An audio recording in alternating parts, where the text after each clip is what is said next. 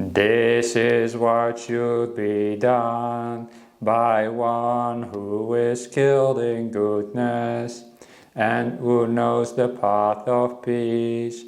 Let them be able and upright, straightforward and gentle in speech, humble and not conceited, contented and easily satisfied, unburdened with duties, and frugal in their ways, peaceful and calm, and wise and skillful, not proud or demanding in nature.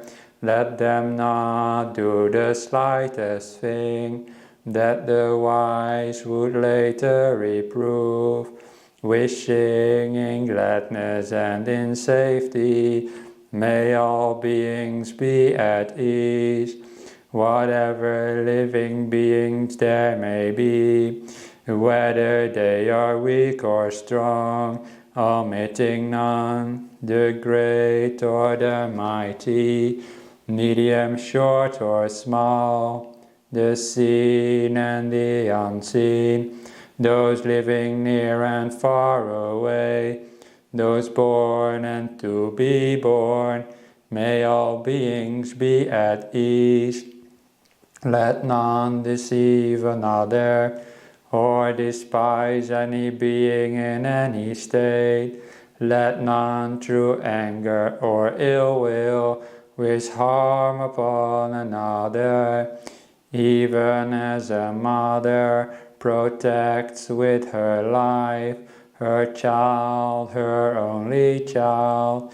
So with a boundless heart should one cherish all living beings, radiating kindness over the entire world, spreading upwards to the skies and downwards to the depth, outwards and unbounded, free from hatred and ill will, whether standing or walking, seated or lying down, free from drowsiness. One should sustain this recollection. This is said to be the sublime abiding, by not holding to fixed views, the pure-hearted one, having clarity of vision, being freed from all sense desires, is not born again into this world. Sadhu, sadhu, sadhu. Just give me a moment. Everything has moved around here a little bit. Okay, we'll let you move it back into place. Yes. There we go. And Venerable, I'll ask you again this evening, would you like to offer a talk to us this evening? Yeah, sure. I think... Oh, that's wonderful. Yeah, I think last time I said no, didn't I? Yes, you did. Yes. And I think you said, Chris, that last time I was speaking about, what did you say again? Being content with our meditation. I think I Well, yes, and I got it wrong. I got confused with the previous visit. Last time you spoke to us how to maintain our practice even when we don't feel like it. Oh, okay. Because I thought, when you said I spoke about being content with our meditation, that I probably haven't learned anything since last time I was teaching, because this afternoon I was meditating exactly that way. And of course I'm joking when saying I haven't learned anything, because this attitude of just being content with our meditation, that is something you can develop and keep practicing your whole life, actually. I know often you start meditating and either you're craving to get some sort of peace out of it, or you're getting annoyed with what's happening and you're not content with it. Like maybe your body is uncomfortable and you sit in meditation and you're like, this meditation is so uncomfortable and not pleasant. I wish I was in a deeper meditation, or I wish I was doing something else. This just sucks, this meditation. If you have that kind of attitude, then of course your meditation is going to be unpleasant. In meditation not just in meditation, but in many things in life, it's not so much what you experience, but how you look at it. How do you look at your experience in meditation? How do you relate to it? That's what I mean. You can have, I'll just take the example of the uncomfortable body. You can have an uncomfortable body, but you can still actually be happy, and you can still have really good meditation even though your body might be uncomfortable. As long as your attitude is one of acceptance and kindness and being happy to be where you are. And it's the same with the mind, sometimes we meditate and all these thoughts come up, and we are taught that in meditation you should still the thoughts, be nice and peaceful, almost like as peaceful and still as that skeleton I showed you earlier. Yeah. But often it's not like that, you just meditate and thoughts come up. Now how do you react to those thoughts or annoyances, pains in the body? How do you relate to them? Do you relate to them by trying to push them away? Go away, you thoughts. I'm meditating right now. You are not allowed in my mind now. Or you're pain in your body. Or you're like, go away, pain in the body. Not now. This is not the right moment. If you have that sort of attitude, then you're not really meditating properly, because meditation has to come from a place of acceptance and to be happy to be where you are. Often meditation is taught, and people say, just be in the present moment. That's often part of the instructions. It's a very helpful instruction, but if the present moment is something we don't like, if it's something we're not accepting, we're not happy to be there, then it's impossible basically to be in the present moment. You have to actually like being in the present moment, then it is natural to be in the present moment, because it's just a nice place to be. And if you are meditating like this and your mind starts running to the future because you're not comfortable in the present moment, and you bring it back to the present moment because that's what you're taught to do, right? That's what a good meditator does, bring it back to the present moment. But you're just there for 10 seconds and then your mind starts running again and thinking about the future again, or getting annoyed again, or just thinking about all sorts of stuff. Why? Because you're not happy to be where you are. If you're happy to be where you are, you don't want to go anywhere. And I hope you've all had experiences in life where you can feel that, what that is like, that kind of happiness that everything seems perfect. You're just happy to be there. It doesn't have to be meditation per se. I remember some experiences like with my friends, just lying in the grass or something. I'm just happy to be there. I wasn't just not thinking about anything, just enjoying the sun and the company of my friends. And it was just so wonderful. And the whole concept of time just sort of disappears then, because you're just so happy to be there.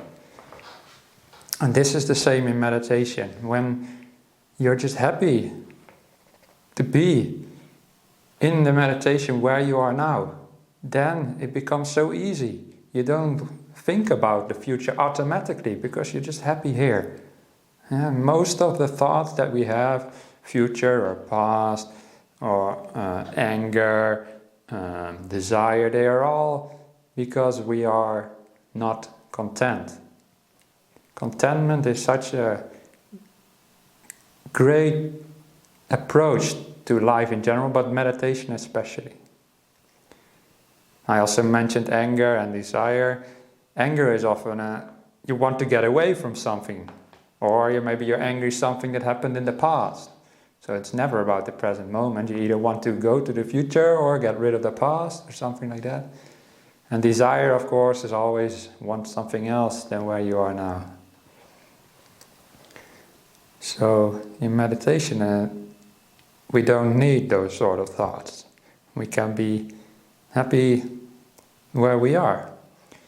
And one useful way I find to practice that, because it's easy just me telling you, just be happy in the present moment and all will be fine. Well, what you do, you sit meditation and you're not happy, so you think, I must be doing something wrong.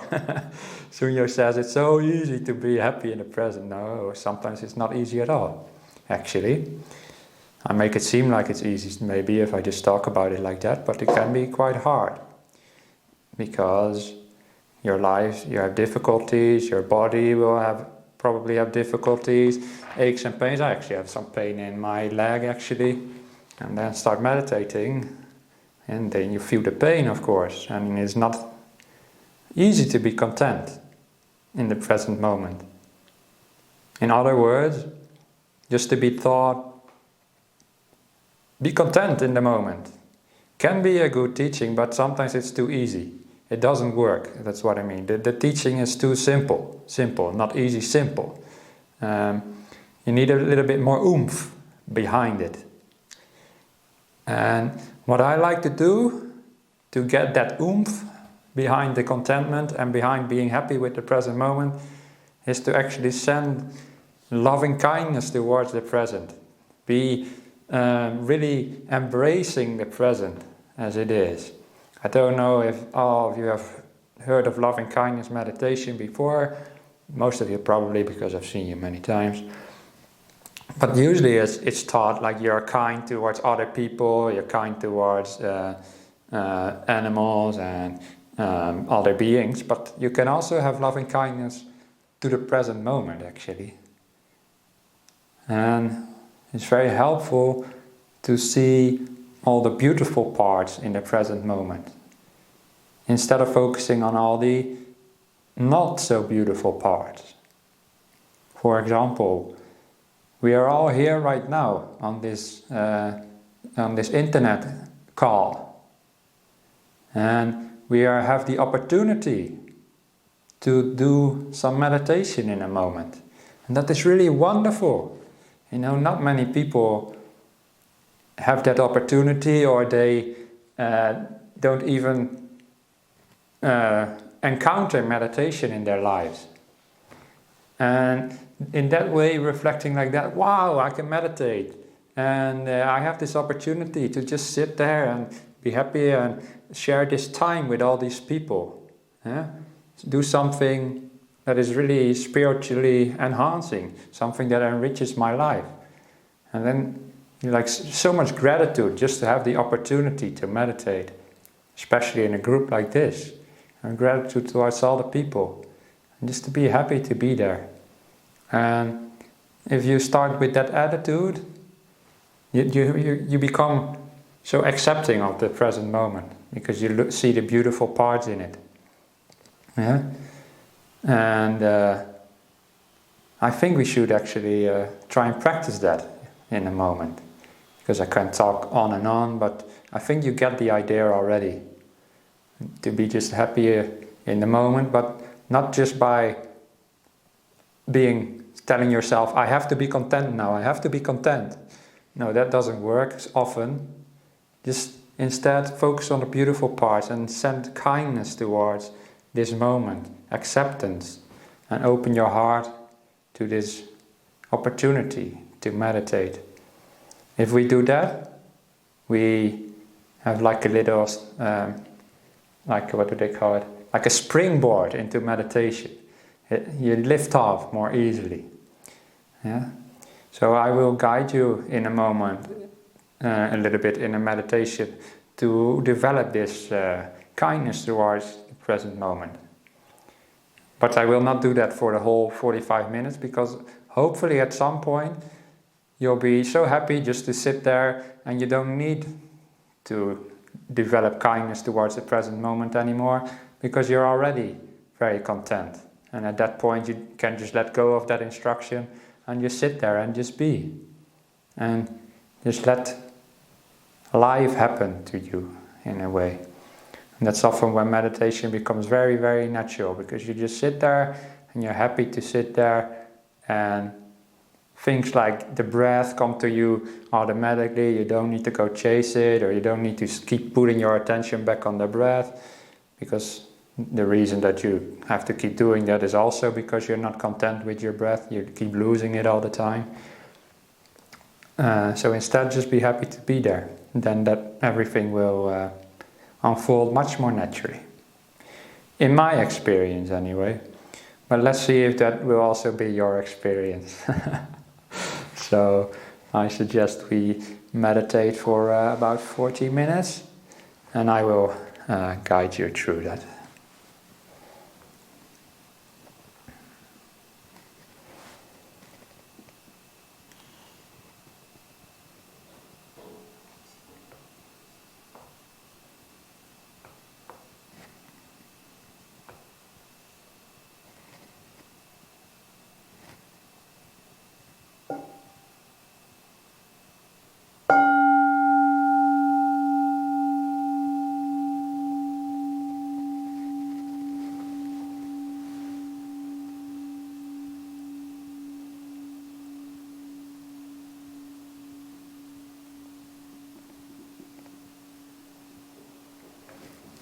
Okay, dear friends, before we start, just make sure you're in a reasonable posture for meditation, that you don't sit slouched over.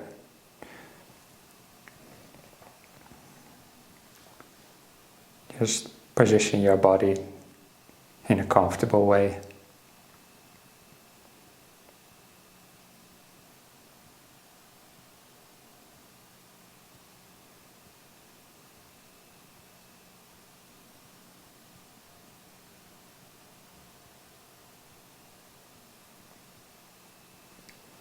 Always take a little bit of time to get in touch with your body,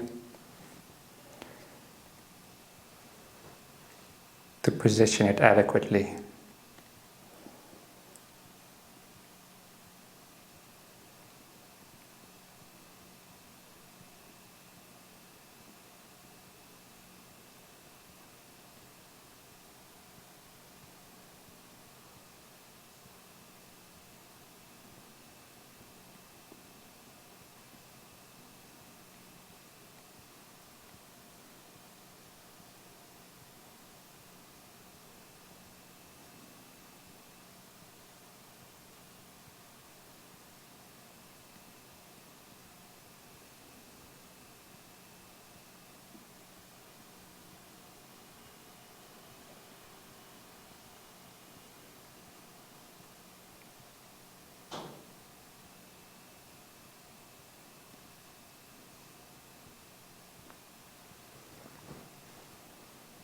And once your body is positioned okay, doesn't have to be perfect, just good enough, please take a moment to reflect upon us being here, although it's through the internet, us being here together.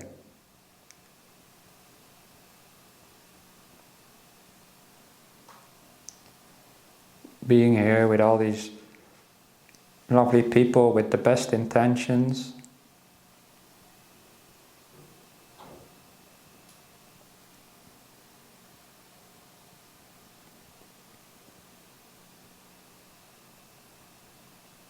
And if you're listening to this later on the YouTube, you'll have to change these instructions to fit you. But for those live, listening live, just to acknowledge the fact that somewhere in the world these other people are also now meditating with us.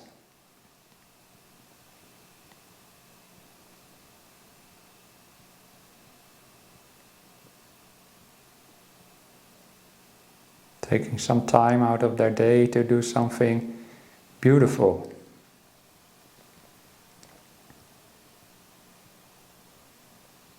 looking for kindness and peace.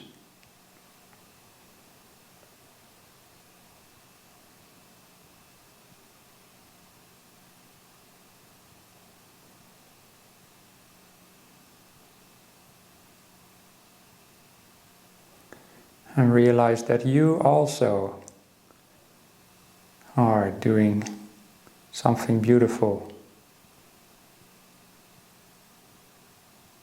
You're also looking for kindness, compassion, peace, happiness, all these beautiful qualities.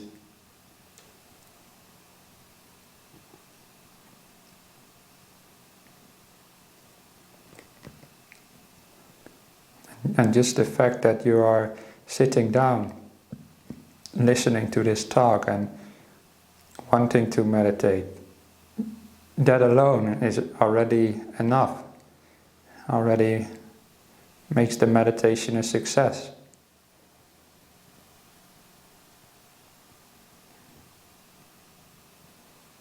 We don't need anything more than that.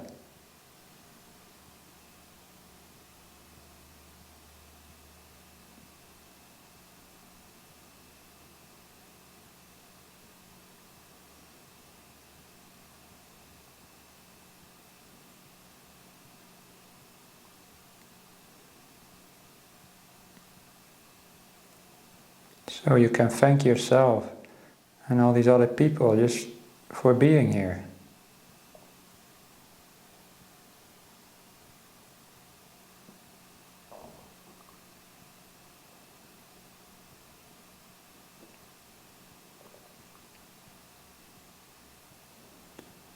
And by doing that, you might notice that your mind is already more uplifted, a bit more happy. And it's a little bit easier to stay in the present moment.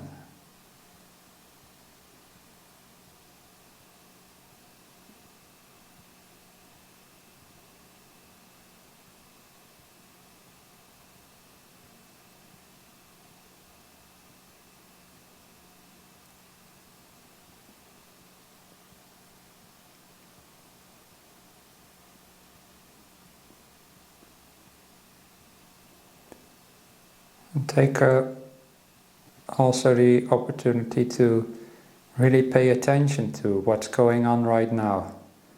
That's what I mean by the present moment. Whatever's happening inside your body and mind right now. What's happening around you.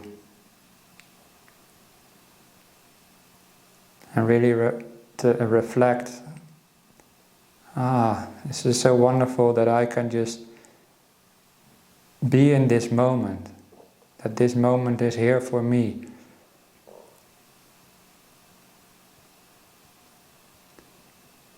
It's so wonderful because I'm meditating.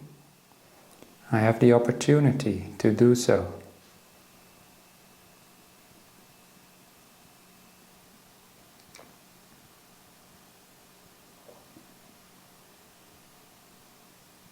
There's many things in the present moment that might be annoying. For example, where I am, the lights are very bright. I'm sitting on a chair which I usually never sit on, so it's uncomfortable. There's some kind of zooming noise going on, but I don't focus on those things. Instead, I just focus on the beauty of being here.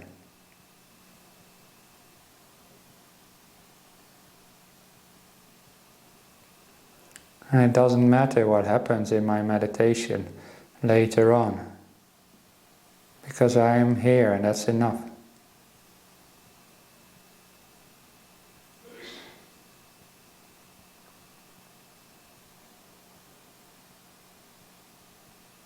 I am in the present moment, and the present moment is in me as well. So together, the present moment and me, just gonna have a good time.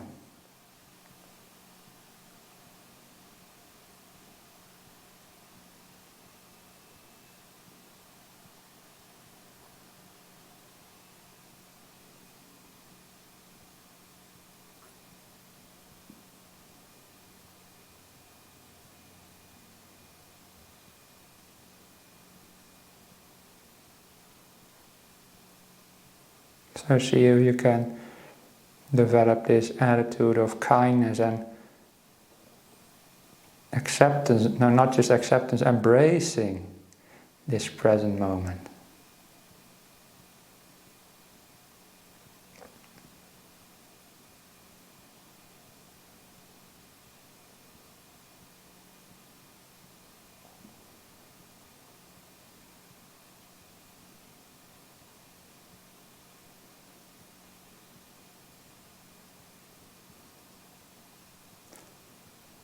Not just being content to be here, but really loving to be here. Happy to be here.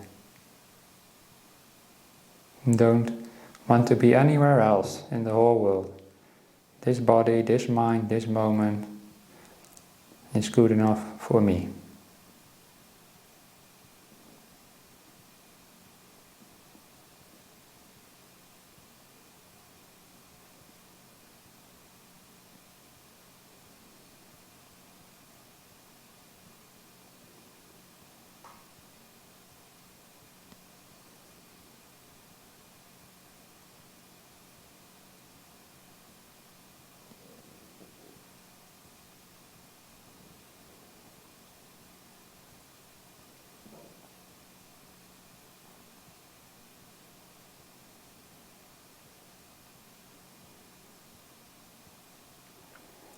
And for those who are still a bit struggling with these instructions, and actually for everybody, often it helps to put a little smile on your face and just smile to the present moment. Just slightly lift the corners of your lips and smile to this situation.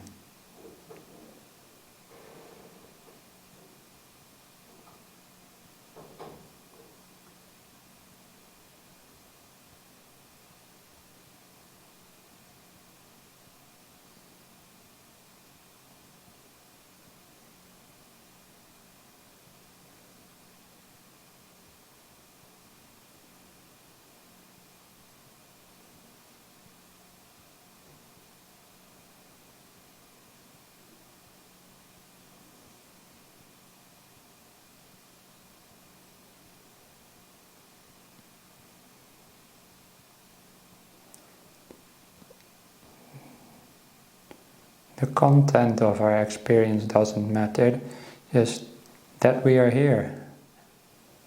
That is what matters. That's all we need to do, be here.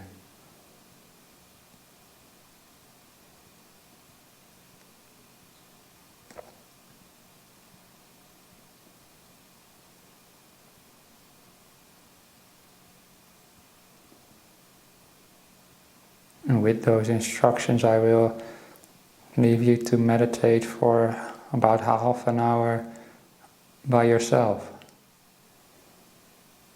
See if you can find happiness in the present moment, and once you do, just be there and enjoy being there.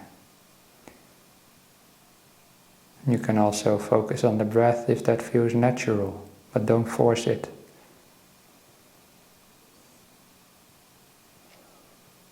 It's up for you to decide. So I will be quiet now, and after 30 minutes I will guide you out of the meditation.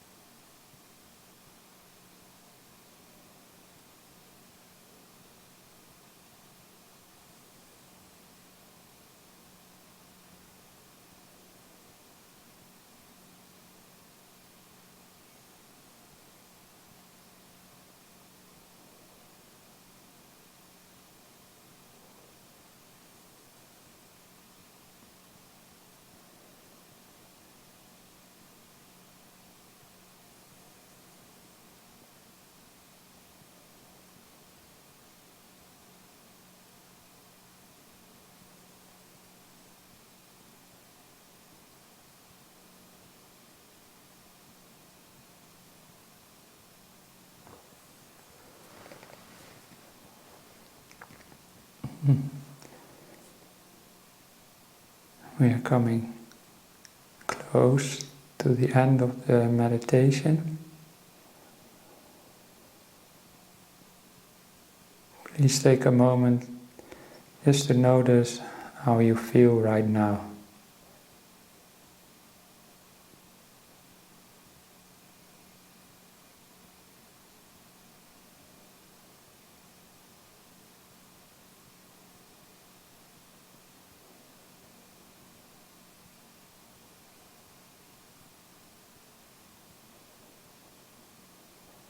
Just come back to the present moment once more. Just being here. Nothing to do.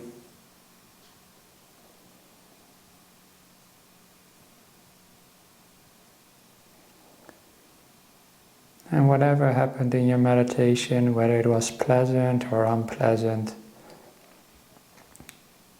it doesn't matter. Just thank yourself for the effort you've put in.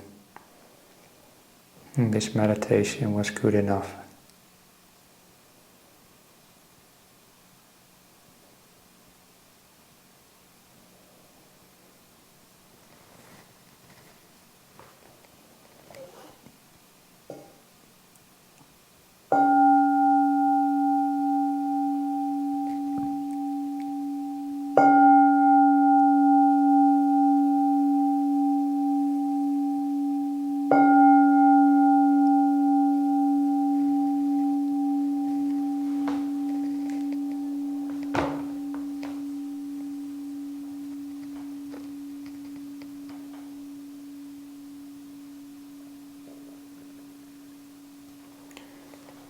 So that was a little bit of guidance about finding contentment through some more active reflection than maybe what you're used to. Instead of just telling yourself, be content, instead of doing that, find some reasons to be happy, to be content. Find the beauty in the moment, find the beauty in the opportunity to meditate, the beauty in your wholesome intentions and the intentions of everybody in this meeting. And by doing that, we have a different attitude to meditation already from the very start. And I find that very helpful. But even during the meditation, I use that approach as well. I was sitting meditation and my cheek really started itching very badly. And I thought I could just scratch it, of course, and it'll be gone. But then I thought, how about I apply the same technique about being content in the moment? Because I just thought that to everybody I would be a hypocrite if I wouldn't be doing it myself. So I was like, I'm so happy actually that I'm able to feel the itch on my cheek. Because there's also people in the world who can't feel any feelings, and I've heard that they constantly hurt themselves by bumping into things and scratching themselves or whatever. So I'm happy that I'm able to feel these kind of uncomfortable feelings as well. I'm actually very grateful for that. And then I was able to embrace that itchiness and make it part of my meditation. And of course, soon I didn't even pay attention to it anymore, and it just disappeared all by itself. And that reminds me of once I was meditating when I was still a lay person. Must have been like 24 or something, so 15 years ago. No, not 15, whatever. 11 years ago. And I was meditating in an old apartment that I lived in the Netherlands, the city of Rotterdam. Some of you might know the city of Rotterdam in the Second World War was all bombed, so it was all flat. So they had to really quickly build all these what we call post-war apartments. They had to build them really quickly. So they're really cheap and really noisy, and the floors are just made out of one layer of wood. Well, it's cheap for me to live in as a student, but downside, upstairs neighbors. And I was meditating. I can remember very well sitting in front of my little shrine that I had made, and my upstairs neighbors started fighting and arguing, and really loudly, like, where are you this, you that, no, you, blah, blah, blah. And I thought, shall I just stop meditating and continue when they are done? But then I thought, no, that's not the point of meditation, to always find the perfect moment for it, because you'll be waiting forever. So I just decided to just sit there, and I reflected, I'm so happy actually that I'm able to sit here meditating, and these other people are fighting upstairs. I'm so happy that I am not fighting, that I am trying to find peace here instead. So much gratitude towards myself for doing that. Of course, I also had my fighting times, well, not as bad as my neighbors, actually, they were really bad. But at that moment, at least, I was just sitting there and trying to be peaceful and happy. And I did get peaceful and happy because I was reflecting like that. Very similar to what we just did. And soon I couldn't even hear my neighbors anymore. The noise just disappeared because it wasn't important to me anymore. I wasn't annoyed with it anymore. And I was just sitting there being peaceful. I remember telling my meditation friends about it like a couple days afterwards. That there was really a beautiful fight. Because it gave me the opportunity to fight on my neighbors, gave me the opportunity to reflect upon peace instead, actually. Yeah. So I hope those reflections are helpful to you, and that you can do something similar in your meditation as well. Thank you all for listening to me, and thank you even more for just meditating with me, just being there. Thank you. As always, Venerable, it's a pleasure to be with you, and thank you for the meditation. Venerable, would you like to move on to take questions, or would you like to speak more? I'd love to take some questions, actually. Okay, well, I've got see what we got in the chat here for you. Can I read it? Yes, please, because I cannot see the chat. So. Certainly. Here we go. This is a sutta with a dirty cloth, and the one found the white part. Do you remember the name of the sutta? No, I don't actually. But I suppose you're saying you've got this dirty cloth, and instead of reflecting upon the dirty parts, you look up on the white parts of the cloth. I can't even. Yes. Yes. I can't even remember actually. In that case, can you maybe enlighten us on part 2? Could you please translate the word white cloth into Pali? Oh, white is usually sukkang and cloth chivra, but I'm not sure if that you will be able to find it with that. Anyway, maybe next time I'll look it up, and if next time I come back, maybe if I don't forget, I will. Can't remember even the whole simile, to be honest. But what you might do is look upon the list of similes in the Pali Canon or something, and look upon that on the internet, and then look through that list of similes. That's what you can do. Yeah. I can see the person smiling, so I'm sure the answer was adequate, Venerable. Thank you. Okay. The next question in the chat is, I would like to ask Venerable in his own words to help us in being in the present. What defines mindfulness in depth, and how is the concept of time in Buddhism? In my own words. Well, I don't know if anybody ever answered that question before, so I don't have anybody else's words to go by. What was it again? What is the concept of mindfulness and time? Wow. What defines mindfulness in depth, and how is the concept of time in Buddhism? Yeah, Not sure if those questions really fit in with what we've been doing, but mindfulness is sort of a multifaceted thing in Buddhism, actually.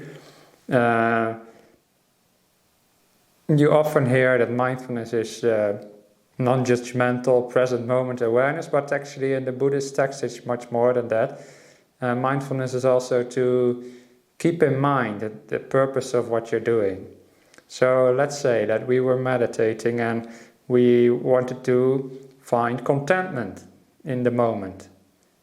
Then your mindfulness would keep in mind the idea to be content. And if non-content arises in your mind, some kind of discontent or annoyance, and if you notice that, you're like, I'm getting discontented, that's not what I was supposed to be doing.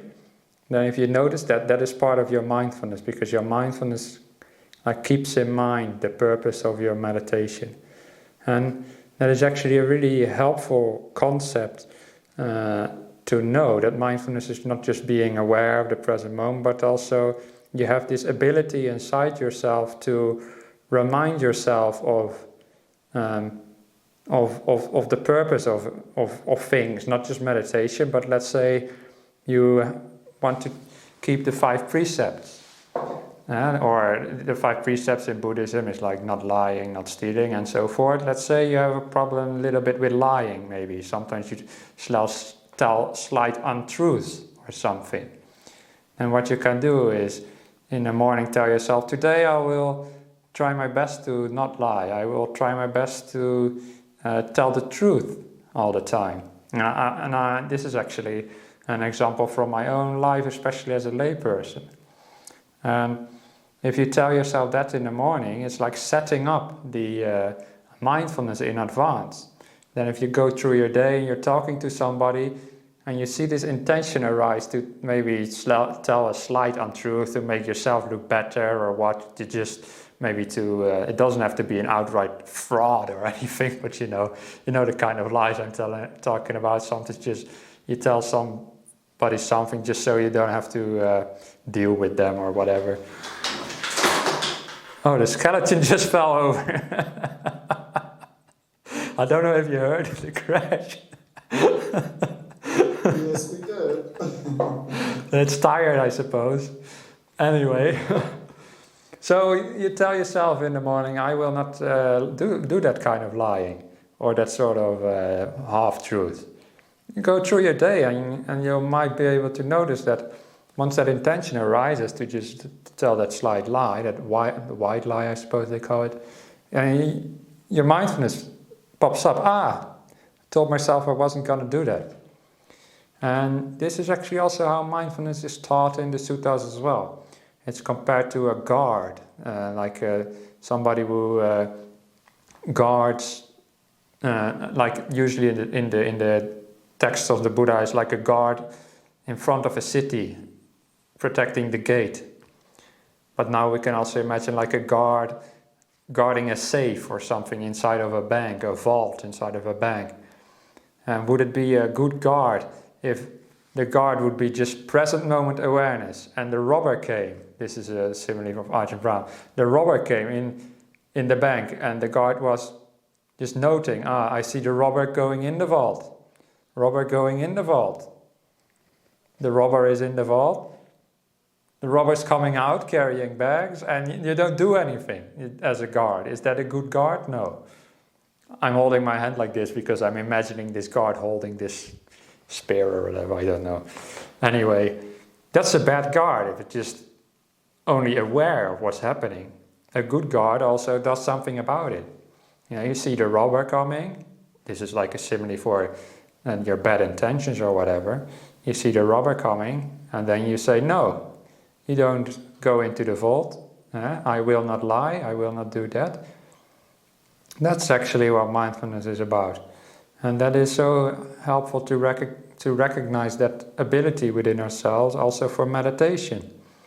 You can tell yourself, in this meditation I will, whatever, let's say you want to focus on your breath. You tell yourself, I'll stay with my breath during this meditation. You tell yourself a couple of times, it's like, instructing the mindfulness again. And you'll notice once your mind moves away from the breath, you'll be better able to recognize that and go back to the breath. And these are some very important aspects of mindfulness as well that are often overlooked. Yeah, so it's not just about being non-judgmental in the present, actually often quite the opposite. Yeah, and you actually have some sort of discernment about what's going on, and you make decisions appropriately. You don't just allow your mind to do anything whatsoever. You set certain boundaries to it, and this is also the function of mindfulness. Keep it on the path of meditation. And the concept of time in Buddhism, just be in the present moment. That's the best thing to do. I don't want to speak about the concept of time. That's a lot of philosophy, and the Buddha never really talked about that sort of stuff, about the concept of time or whatever. So usually that just ends up a lot of thinking, not really helpful. Yeah. Thank you, Venerable. Is there anyone who would like to unmute and ask a question directly? You're most welcome to.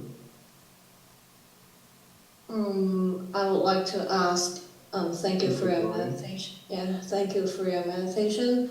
I would like to ask, is because when I was just meditating, a lot of like negative thoughts and emotions come up. And hearing about your sharing, I'm wondering, will they naturally go away when they like lost importance in your mind? That's a very good question. Yes, Gloria, you can compare those negative thoughts to that itch that I talked about. Yeah, if I would get annoyed with the itch, go away itch. I don't want to have an itchy cheek. If I am like that, then I'm only paying more attention to the itch, and it only becomes worse and worse. And instead I was just happy to have the itch. And it's the same with your annoying thoughts that you mentioned, like, let's say, ill will or whatever. If you have those thoughts of annoyance and you get annoyed with them because you don't want to have them, then now you have double annoyance. So it's only getting worse and worse. So instead, just happy, okay, it's just thoughts of annoyance. I'm happy to have them. I don't mind. I'm not perfect. So I can have those thoughts. I'm not hurting anybody just by having thoughts. I'm just happy to be here and just recognize the way my mind is. And yeah, it's cool. Have negative thoughts. Why not? You don't have to be an enlightened Buddha to join this meditation group. So go ahead, think as many annoying thoughts as you want. And you'll find if you have that sort of attitude, I'm making a bit of fun out of it, but if you do have that attitude, then those annoying thoughts have no power anymore. Because the attitude behind them doesn't exist anymore. You don't have this attitude of ill will, you have this attitude of accepting whatever comes and being happy with it. And even annoying thoughts you can be happy with, and then they will disappear, because it's like a contradiction. You can't be happy and annoyed at the same time in that way. Yeah. But again, if you get annoyed with annoyed thoughts, yeah, of course, then they'll keep coming and coming. And this is easy to say, just be happy with annoying thoughts, but it takes some practice, of course, because people often, I don't know why this is, but people find it so hard to accept themselves. And it's not just the thoughts that we get annoyed with, but it's like we think it's a part of us, and we're annoyed with ourselves. We should be a better person, we think, or something like that, But don't think like that. It's all right. We all have these thoughts, as long as you're not like enlightened or whatever, and it's fine. We're just practicing, and we're just actually, sometimes you can also reflect upon it like this. Just let those thoughts come. It's like old karma that just comes up, and you just let them come and let them settle in a way. Just let the let them empty out, let's say. Let's say I have this bottle here, it's sitting there full of water. Let's say the water is your annoying thoughts. Well, you open up the bottle, if you start pouring, I won't do it because my robe will get all wet, but there's only so much water in the bottle, right? You can't keep pouring forever. It's the same sometimes. If you have that kind of attitude towards your mind, you can't get annoyed forever. Well, sometimes it feels like that, but if you have that attitude of just letting whatever thoughts need to come out, just let them come out, then you're accepting them already.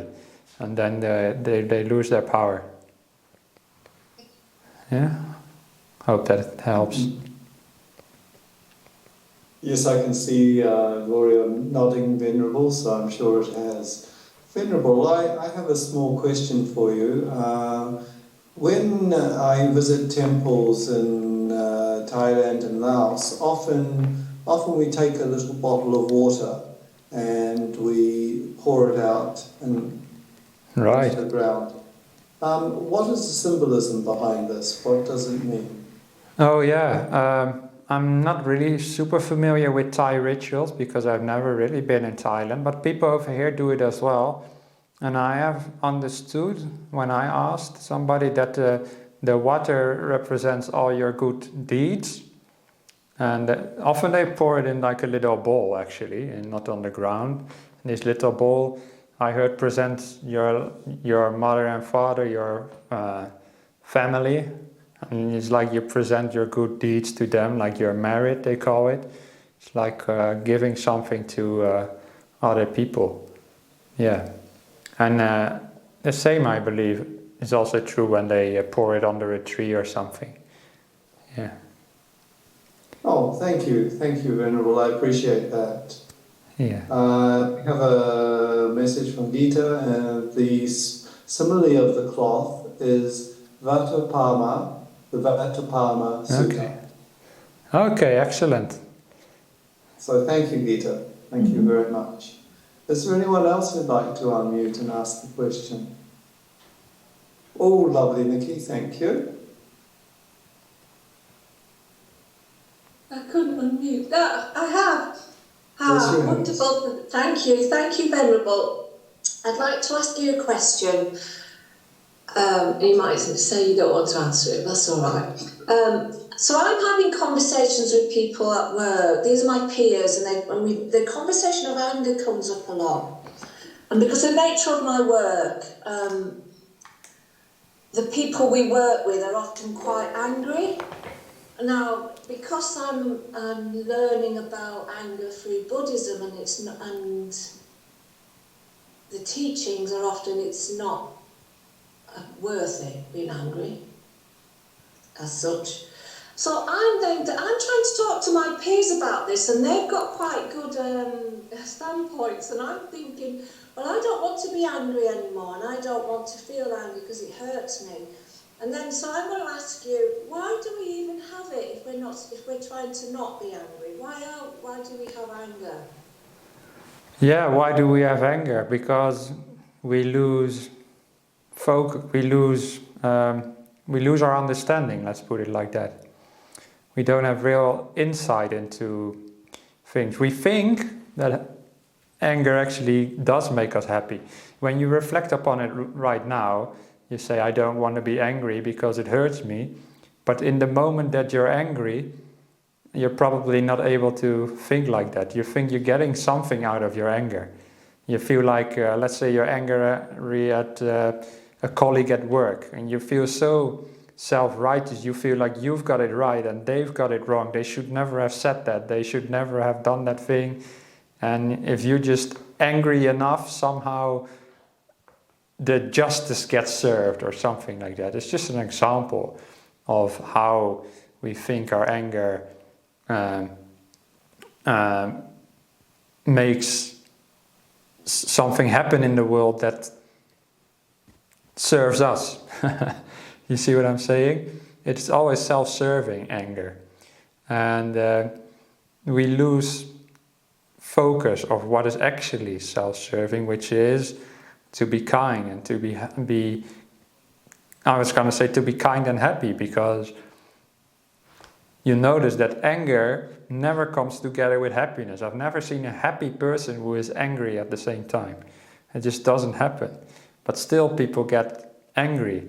And the reason is that they actually think that out of anger they will get something in return, some kind of happiness, some sort of fulfillment.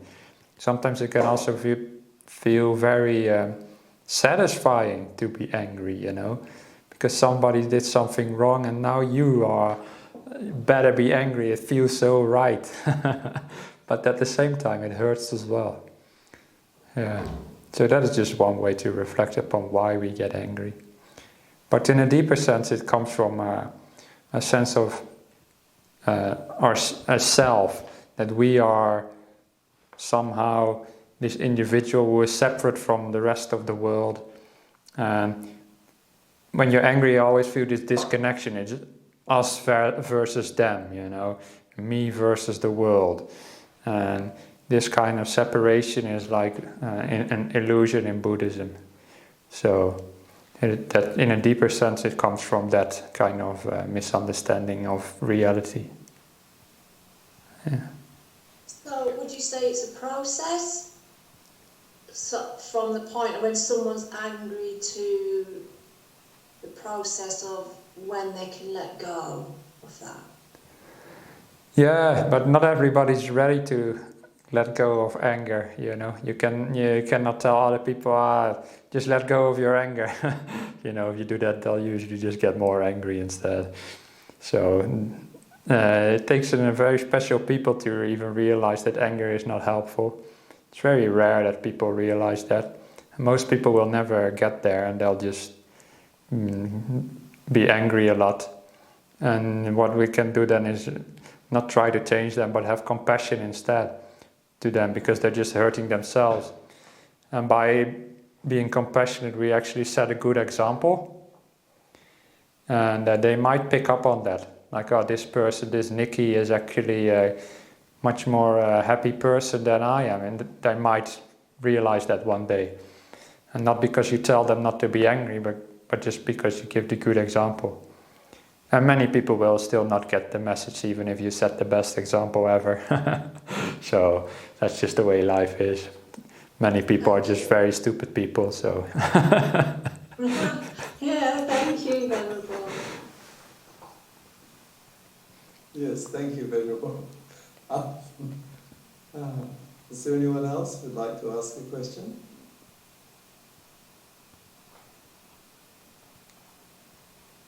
All right.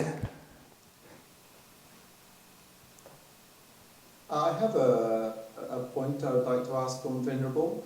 When we develop a sense of compassion in ourselves, does that spread to others? And how does it spread, and how does it help others? I just read a comment today about becoming more compassionate in the classroom as a teacher, and how if the teacher develops a sense of compassion, then it spreads in the class. Oh yeah, that sounds like a wonderful article. Actually, maybe you should send it to the monastery and say that it's for Sunyo. Then I'll have a look at it as well. I'll do that. Yeah, but yeah, I think compassion spreads the best in that way, by setting an example. As I also told to Nikki, I've been living in this monastery now for 10 years, and I've never seen Ajahn Brahm angry or annoyed. He's always, whatever happens, always comes from a place of kindness. Even if the monks do very stupid things, the kind of stupid things that you'll never hear about on the Dhamma talks, because they're too embarrassing to talk about, but they do happen. And what does Ajahn Brahm do? Does he get angry? No, it's always kindness. And that example actually has really inspired me a lot and has changed me a lot as well.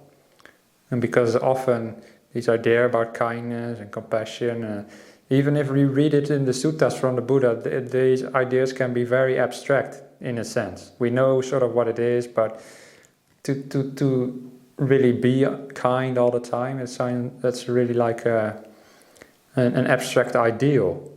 But when you see a person who actually is like that, and who always acts like that, then it really makes it tangible and alive, and you think like, oh, I can do that as well then. If he can do it, or they can do it, or she can do it, then maybe I can also be less of an angry person and more kind.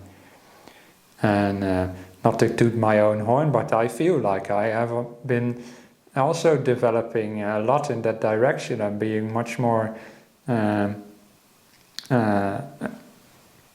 much more gentle, more soft, and don't get so upset anymore with people. It's never been my biggest problem, like anger, but I definitely had lessened it over the years. And that is something you can develop through practice, doing this meditation, but also the way you live, keep the precepts, and the way you talk to people, and the way you listen to people. Every moment we can actually practice this kindness. And in the end, to really be always kind and never angry has to come from certain insights that are very deep, but at least in our way towards those insights we can aim to be a little bit better than last year, for example. Let's say this year I'm just a little bit kinder than last year. Let's say that you've realized that for yourself. Wow, then you did such a good job, because most people in the world, they die just as the same as they were born almost, or usually you're just more grumpy actually. But if you practice this path, then hopefully you'll be the opposite, and you'll be more kind and more happy. Yeah. So in short, my answer would be spend time with other kind people actually, because they have an influence on you. People like this, yeah, and that is actually very helpful. And when I was a layperson, at some point I also start changing my friends, because I realized what kind of friends were more helpful for me to develop myself in the direction I wanted to go. So I had more and more Buddhist friends, and the more friends that were not as spiritual, I started seeing less and less. And that is one way in which you can actually also encourage this kindness in yourself. Yeah. Thank you very much, Venerable, and thank you for this evening. We've reached that time.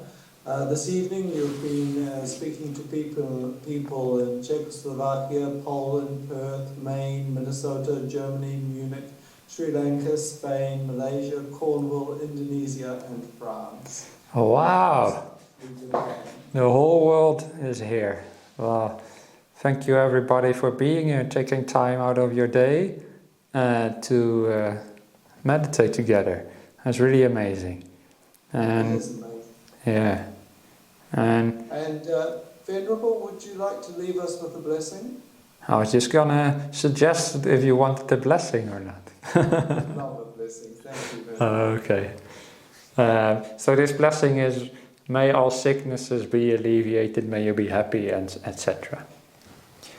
Sabba roga vinimutto, sabba santa pavajito, sabba veramati gando, nibbutto chatuvang bhava, sabitiyo vivajantu, sabba roga vinasatu mate bhava, Dvantarayo sukhidikayuko bhava, abhivadana sili sanicca vondapacayino cattaro dhamma vadanti ayuvano sukhang palang.